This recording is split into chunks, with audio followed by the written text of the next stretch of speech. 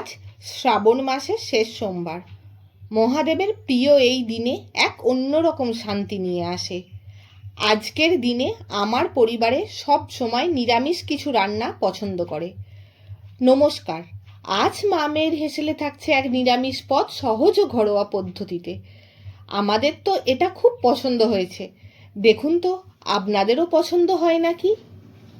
এবার একটা পাত্রে জল গরম করতে দিয়ে তাতে নুন ও হলুদ দিয়ে কুচিয়ে রাখা মোচাগুলো দিয়ে সেদ্ধ করতে দিতে হবে। ততক্ষণে একটা মশলার পেস্ট বানিয়ে রাখতে হবে।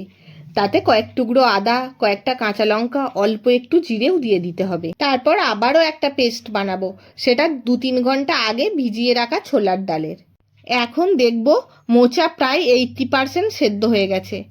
এখন সেটা এইভাবে জল চিপে চিপে ঝরিয়ে অন্য একটা পাত্রে তুলে রাখতে হবে এবং ভালো করে ঠান্ডা করে এবার তাতে বেটে রাখা ছোলার ডাল, 1 চামচ হিং, 1 চামচ নুন, অল্প চিনি, বেটে রাখা মশলার থেকে 1 চামচ নিয়ে খুব ভালো করে সব কিছু এইভাবে হাতের সাহায্যে মেখে নিতে হবে। এবার একটা স্টিলের পাত্রে একটু সর্ষের তেল মাখিয়ে নিয়ে ওই মিশ্রণটি দিয়ে ভালোভাবে চেপে চেপে এইভাবে রেখে দিতে হবে। এখন কড়াইয়ে জল গরম করে একটা স্ট্যান্ড বসিয়ে এবার ওই মিশ্রণের থালাটা বসিয়ে ভালো করে ঢাকা দিয়ে রেখে স্টিম করতে হবে 15 মিনিটের জন্য। 15 মিনিট পর ঢাকা খুলে ওটা ঠান্ডা করতে দিতে হবে। এখন ঠান্ডা হয়ে গেলে আপনারা ইচ্ছা মতো শেপে কেটে নেবেন। আমি এইভাবে কেটে নিয়েছি। এখন বেশ খানিকটা সর্ষের তেল গরম করে ওই কেটে রাখা মোচার ধোকাগুলো একটা একটা করে তেলে ভেজে নিতে হবে।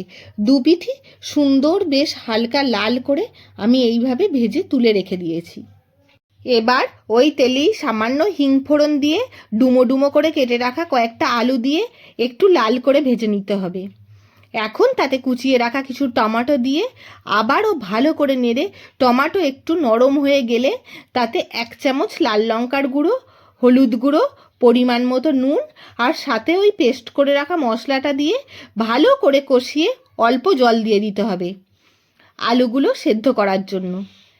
এবারে ঝোল ফুটে এলে তাতে অল্প চিনি দিয়ে মোচার ধোকাগুলো একে একে দিয়ে দিতে হবে। ভালোভাবে মিশিয়ে ঢাকা দিয়ে রাখতে হবে। এবার সব কিছু বেশ সেদ্ধ হয়ে এলে গরম 1 বাটি পরিবেশন করুন ভাত বা রুটির সাথে মোচার ধোকার ডালনা।